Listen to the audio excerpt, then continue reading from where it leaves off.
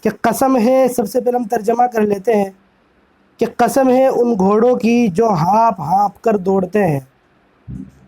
عادیات بولتے ہیں دوڑنے والے۔ کیا دوڑنے والے؟ آگے جو صفات بیان کی گئی ہیں اس سے معلوم ہو جائے گا کہ وہ گھوڑوں کی طرف اشارہ ہے۔ تو کیا فرمایا؟ والعادیات ضبحا، قسم ہے ان گھوڑوں کی جو ہانپ ہانپ کر دوڑتے ہیں۔ انسان جب دوڑتا ہے تو اس کا سانس پھول جاتا ہے، وہ ہانپتا ہے۔ ایسے گھوڑے بھی جب دوڑتے ہیں، کوئی بھی چیز، کوئی بھی جانور، کوئی انسان دوڑے تو وہ ہانپتا ہے۔ تو انہی کی قسم کھائی گئی ہے، اللہ تعالیٰ نے قسم کھائی ہے ان کی، گھوڑوں کی۔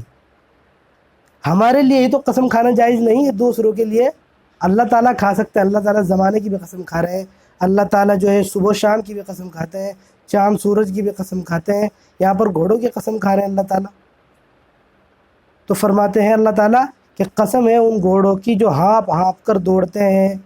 فالموریات قدحا، پھر جو اپنے پیروں سے، اپنے ٹاپوں سے چنگاریاں اڑاتے ہیں۔ جب گھوڑے کے پیر پتھر پر لگتے ہیں، پہاڑ پر جب وہ دوڑتے ہیں گویا سخت زمین پر، تو چنگاریاں اٹھتی ہیں۔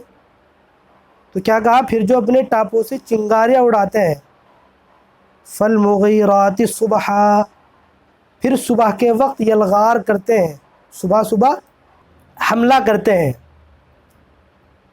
فَأَثَرْنَ بِهِ نَقْعًا، یہ سب گھوڑے کے بارے میں بتایا جا رہا ہے۔ اللہ تعالیٰ گھوڑوں کے بارے میں بتا رہے ہیں کہ گھوڑے کیسے کیسے ہیں۔ فَأَثَرْنَ بِهِ نَقْعًا، پھر وہ غبار بھی اڑاتے ہیں، غبار، ڈسٹ، دھول، وہ دھول اڑاتے ہیں۔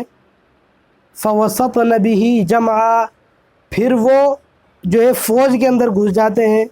جو لڑاکو گھوڑے ہوتے تھے پہلے، وہ فوج کے اندر گھس جاتے تھے، پھر وہ فوج کے اندر، جماعت کے اندر، اس کے بیچوں بیچ جو ہے جا کر گھس جاتے تھے۔ اب یہ سب قسم کھانے کے بعد کیا کہا اللہ تعالیٰ نے؟ ان الانسان لربہ لکنود، بے شک انسان اپنے رب کا بڑا ناشکرا ہے۔ تو سب سے پہلے گھوڑے کے بارے میں بتایا۔ یہاں پر گھوڑے کا تذکرہ کیوں کیا گیا؟ یہ گھوڑے کی ایسا کیا ضرورت پڑ گئی کہ یہاں پر گھوڑے کو بیان کیا گیا؟ اس کا مقصد یہ ہے کہ گھوڑا کتنا وفادار ہوتا ہے اپنے مالک کا۔ جنگ میں جب گھوڑوں سے کام لیا جاتا ہے تو سامنے فوج ہے، لوگ کھڑے ہیں تلوار لیے، لیکن جب انسان گھوڑے پر جنگ کرتا ہے تو وہ گھوڑا ان صفوں کے بیچ میں چلا جاتا ہے، جا کر گھس جاتا ہے، تلواروں کے بیچ سے نکل جاتا ہے۔ تو گھوڑے کو اپنی جان کی پرواہ نہیں ہوتی، اپنی جان کی پرواہ نہیں کرتا وہ، بلکہ اپنے مالک کے اشارے پر چلتا ہے۔ اس کا ڈرائیور جہاں بھی اس کو موڑتا ہے، جس طرف اس کو موڑے گا اسی طرف کو گھوڑا چلے گا۔ گھوڑے کو معلوم ہے کہ یہ مجھے موت کے منہ میں لے کر جا رہا ہے، کہ سامنے تلواریں ہیں، نیزے ہیں، طرح طرح کے آلات ہیں، اوزار ہیں، لیکن مالک نے اس کی رسی ادھر کو موڑی کہ چلو، گھوڑا فوراً چل پڑتا ہے۔ تو ایک گھوڑا کس قدر فرما بردار ہوتا ہے اپنے مالک کا، تو اسی طرح اللہ تعالیٰ کہنا کیا چاہ رہے ہیں گھوڑوں کی مثال دے کر، کہ جس طرح اللہ تعالیٰ کہ جس طرح گھوڑا انسان کا فرما بردار ہوتا ہے اپنے مالک کا، اسی طرح انسان کو بھی اپنے مالک کا فرما بردار ہونا چاہیے۔ تو فرما برداری کی طرف توجہ دلائی گئی ہے۔ ایک وہ گھوڑا کہ جو انسان کی بات نہ مانے، اپنے مالک کی بات نہ مانے، مالک اس کو جدھر کو چلائے وہ نہ چلے، تو ظاہر سی بات ہے کہ اس گھوڑے کی مالک کی نگاہ میں کوئی قدر نہیں، اس کو کوئی اہمیت نہیں دے گا اس گھوڑے کو، بلکہ اسے بیچ دے گا، اس کو اپنے پاس سے بھگا دے گا کہ کوئی ضرورت نہیں ہے، یہ تو میری بات مانتا ہی نہیں ہے، میں اس کو ادھر موڑتا ہوں، رائٹ موڑتا ہوں، لیفٹ موڑتا ہے، اپنی من پسند سے چلتا ہے۔ تو جس طرح ایک مالک اگر اپنے گھوڑے کو، ایک گھوڑا اگر اپنے مالک کی بات نہیں مانتا تو اس کی قدر نہیں کرتا، اس کو کچھ نہیں سمجھتا، تو ہم یہ سمجھیں کہ اگر ہم اپنے مالک کی بات نہیں مانتے، اللہ تعالیٰ ہمیں جدھر کو چلانا چاہتے ہیں اگر ہم ادھر کو نہیں چلیں گے تو یقین یعنی اللہ تعالیٰ کیسے ہم سے خوش رہے گا؟ جب ایک مالک اپنے گھوڑے سے خوش نہیں رہ سکتا اگر وہ اس کی بات نہ مانے، تو ہم تو اشرف المخلوقات ہیں اور اللہ تعالیٰ نے ہمیں پیدا کیا، ہمیں تو اللہ تعالیٰ نے سب کچھ دیا، ہم نے تو گھوڑے کے لیے خالی چارے کا انتظام کرتے ہیں، گھوڑے کے لیے چارہ بھی اللہ تعالیٰ اگاتے ہیں، تو خالی اس کو چارہ کھلاتے ہیں، لیکن اگر وہ تب بھی نہ مانے تو ہم اس کو نہیں رکھتے۔ اللہ تعالیٰ ساری زندگی سے ہمیں کھلا رہے ہیں، پلا رہے ہیں، ہمیں نعمتیں دے رہے ہیں، اگر ہم نہیں مانیں گے تو کیسے اللہ تعالیٰ ہم سے خوش ہو جائیں گے، کیسے اللہ ہم سے راضی ہو جائیں گے؟ تو اس لیے گھوڑے کی مثال دے کر کیا ارشاد فرمایا گیا کہ جس طرح گھوڑا اپنے مالک کا وفادار ہوتا ہے، اسی طرح انسان کو اپنے مالک کا، اپنے آقا کا، اللہ تعالیٰ کا وفادار ہونا چاہیے۔ اللہ تعالیٰ جس طرف کو چلنے کو کہیں اسی طرف چلے۔ اللہ تعالیٰ نے ارشاد فرمائے کہ جو ہے استبقوا الی الخیرات، کہ اچھے کاموں کی طرف سبقت کرو تو انسان سبقت کرے۔ اللہ تعالیٰ ارشاد فرمائے وَأَقِیمُوا الصَّلَاةَ وَآتُوا الزَّکَاۃَ، کہ نماز قائم کرو اور زکوٰۃ ادا کرو تو انسان اسی پر لگ جائے۔ اللہ تعالیٰ ارشاد فرمائے لا یسخر قوم من قوم، کہ ایک دوسرے کا مذاق نہ اڑاؤ تو مذاق نہ اڑائیں۔ ولا یغتب بعضکم بعضا، ایک دوسرے کی چغلی نہ کریں، اللہ تعالیٰ کہتے ہیں تو ہم وہ نہ کریں۔ اللہ تعالیٰ کہتے ہیں اوفوا بالعقود، کہ جو وعدہ کرو اسے پورا کرو تو ہم اسے نہ کریں۔ اللہ تعالیٰ نے اعلان جنگ کیا ہے اس کے خلاف کہ جو سود لیتا ہے، اعلان جنگ، تو ہم سود نہ لیں۔ اللہ تعالیٰ نے ارشاد فرمایا کہ وما اہل لغیر اللہ بھی، کہ اللہ کے علاوہ جو بھی کھانا ہوگا اگر کسی اور کے نام پر ہوگا اللہ کے علاوہ تو وہ نہ کھائیں، وہ ہمارے لیے جائز نہیں ہے تو وہ نہ کھائیں۔ بتوں کے نام پر یا جو ہے بابا جی پیر جی کے نام پر آتا ہے تو وہ نہ کریں۔ تو جس طرف اللہ ہمیں موڑتا ہے ہم اسی طرف مڑ جائیں، یہ اصل عبادت ہے اور یہی مالک کی فرما برداری ہے۔ آگے فرمایا ان الانسان لربہ لکنود، کہ بے شک انسان اپنے رب کا ناشکرا ہے، وَإِنَّهُ عَلَى ذَلِكَ لَشَهِيدٌ، اور بے شک وہ اس پر خود گواہ بھی ہے۔ کون گواہ ہے؟ انسان، یعنی انسان اللہ کی ناشکری کرتا ہے، اس کو خود معلوم بھی ہے۔ انسان کو احساس ہو جاتا ہے کہ ہاں میں یہ کام غلط کر رہا ہوں۔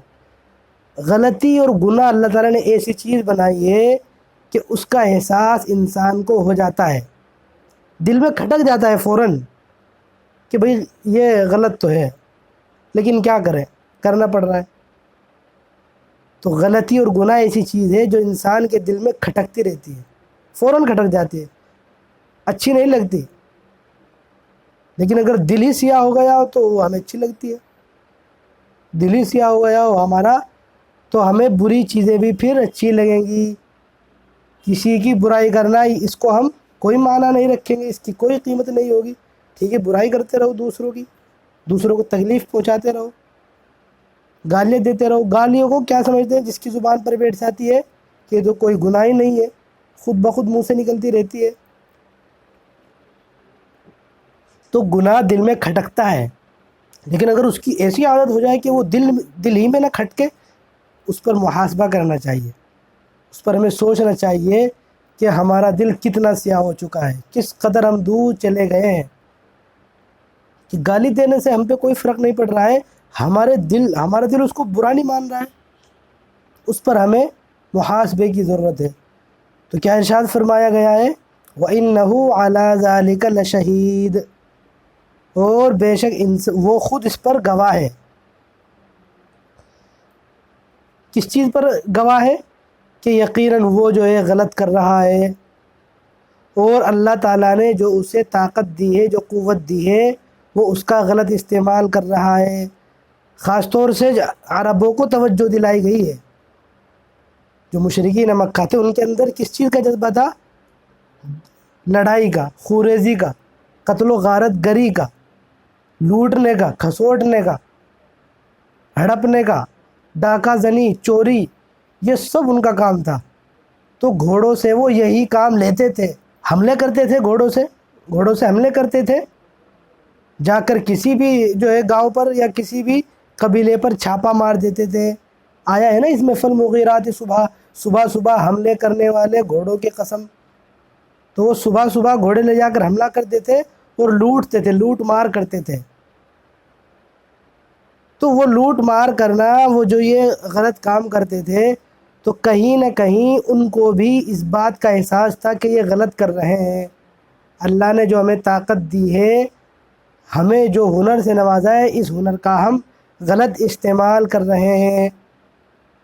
لوگوں کے حق مارنے میں ہم اس کو یوز کر رہے ہیں، بہت غلط کر رہے ہیں. تو انسان خود گواہ ہے. وَإِنَّهُ عَلَى ذَلِكَ لَشَهِيدٌ، وہ اس پر خود گواہ ہے.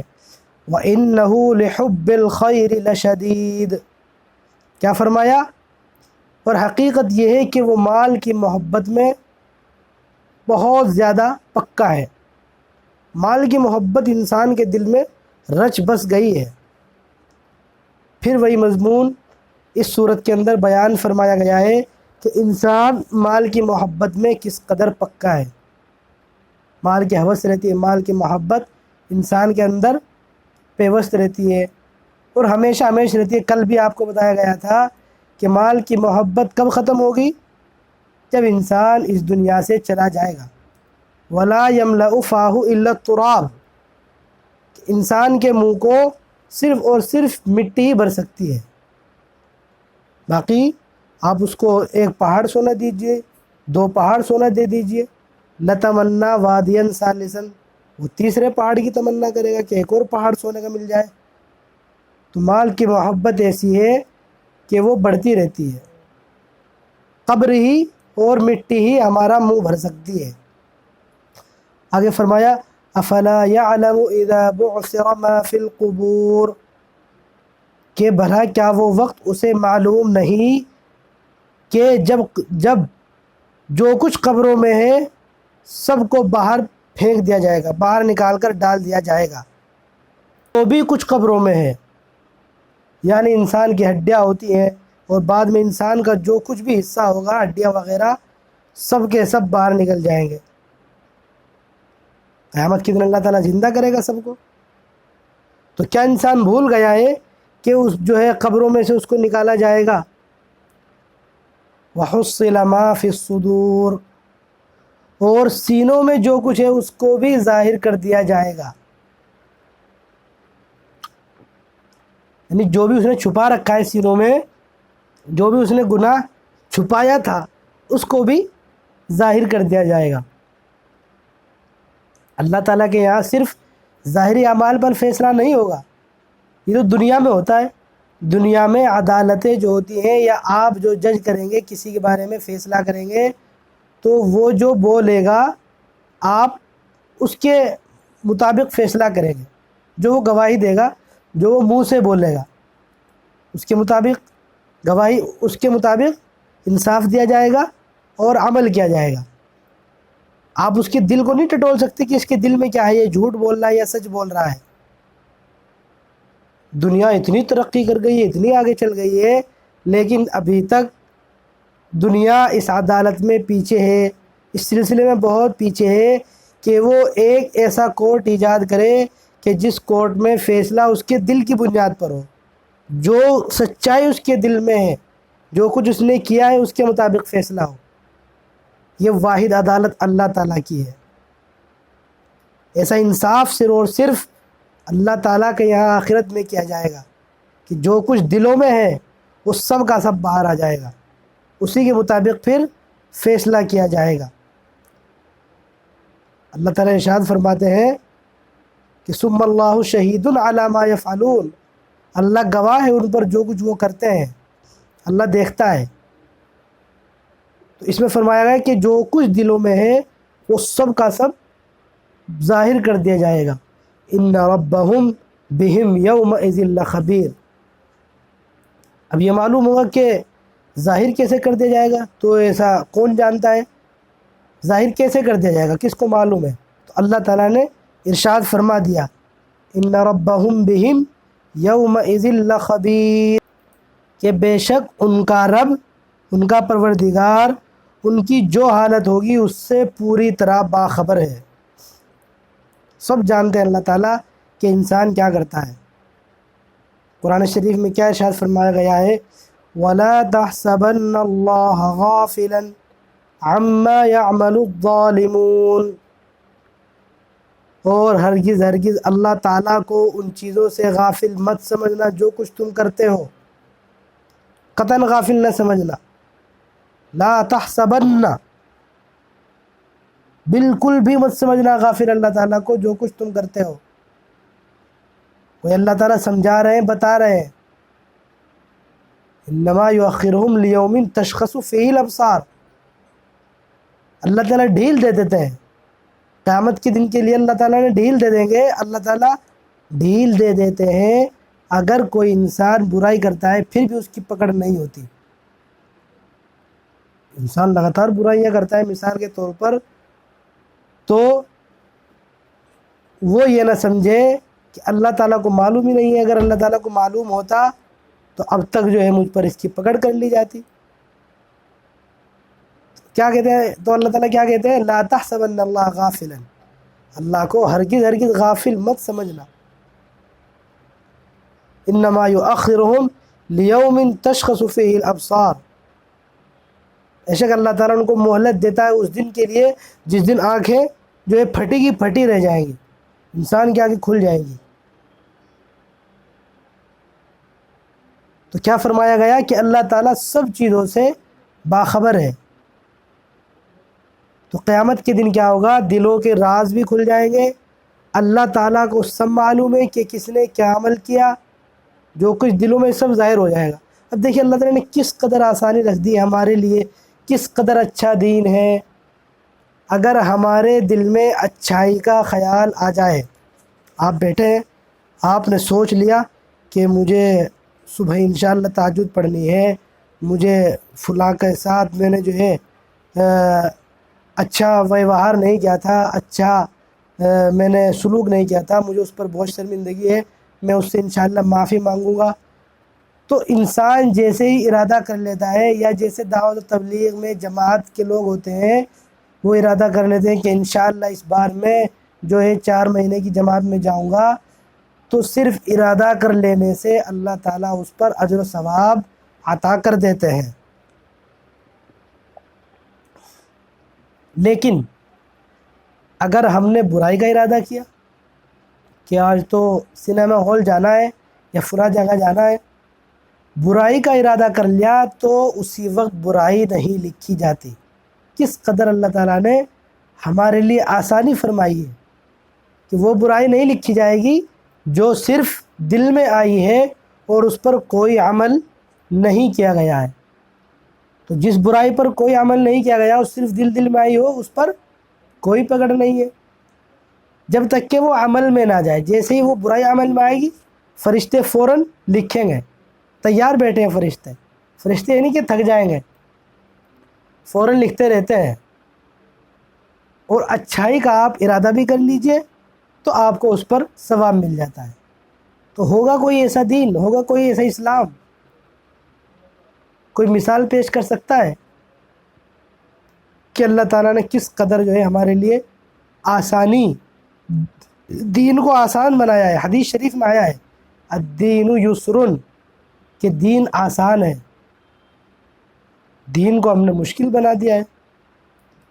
کس قدر آسانی رکھی گئی دین میں، نکاح وغیرہ میں بھی کس قدر آسانی ہے، شادی وغیرہ کے موقع پر جو رسومات ہوتی ہیں، جو رسوم اور رواج ہوتے ہیں، وہ سب ہم نے پیدا کیے ہیں۔ تو دین میں تو ذرہ برابر کوئی سختی نہیں ہے۔ اتنا مشکل اللہ تعالیٰ نے شادی کو نہیں بنایا جتنا مشکل اب ہم لوگوں نے بنا دیا ہے۔ قرض لے لے کر انسان جو ہے وہ شادی کرتا ہے، ساری زندگی پھر وہ قرض اتارتا رہتا ہے۔ تو اگر صحیح اسلام ہم جانیں، وہ اسلام پر عمل کرنے والے بنے، اور پھر یہ بھی امید رکھیں کہ ہم جو کر رہے ہیں صحیح کر رہے ہیں، لوگ جو کہیں تو کہیں، لوگوں کی پرواہ نہیں ہے، تو ہماری زندگی یقیناً آسان بن جائے گی۔ تو اس صورت سے ہمیں کیا معلوم ہوا سورۃ العادیات سے، کہ انسان کو اپنے رب کا فرما بردار ہونا چاہیے، جس طرح ایک گھوڑا اپنے مالک کا وفادار ہوتا ہے، ایسے ہی انسان کو بھی اپنے مالک کا وفادار ہونا چاہیے، اور قیامت کا دن ہوگا جس کے اندر جو سینوں میں جو راز ہوں گے وہ سب کھول دیے جائیں گے، اور اللہ تعالیٰ سب چیزوں سے باخبر ہے۔ اللہ تعالیٰ سے دعا کرتے ہیں کہ اللہ تعالیٰ ہم سب کو عمل کرنے کی توفیق نصیب فرمائے۔